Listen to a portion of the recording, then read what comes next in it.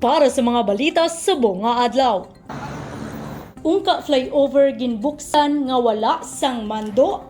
Nakakuha sang atensyon sang mga motorista ang paglabay sa Ungka flyover sang pila ka light vehicles subong nga adlaw apisar nga hindi na inisulod sa gintalana nga oras. Ginkumpirma sang Department of Public Works and Highways Regional Office 6 nga wala sila nagmando nga palawigon ang inuras sang pagbukas sang inner lane sa nasambit nga flyover. Suno kay DPWH 6 Officer in Charge Regional Director Engineer Sunny Boy Oropel, wala siya maghatag sang go signal na tuhoy dire. Bangod sa natabo ipausisa ni Oropel ang sitwasyon sa Ungka flyover kag kun nga agin palawig ang pagbukas sini. Matandaan nga sandig sa nakasugdan sang DPWH 6 Iloilo City Government kag local government units ang Pavia, mayara lang inuras nga pwede buksan ang inner lane sang flyover. Ini kada Lunes tubtub Sabado humalin 6 AM hasta 9 AM kag humalin 4 PM hasta 8 PM.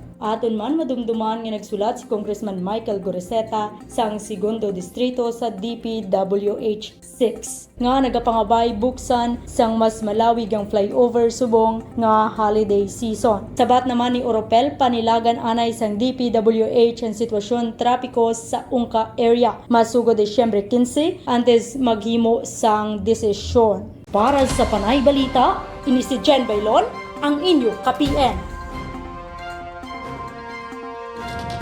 For more stories, check our website www.panaynews.net.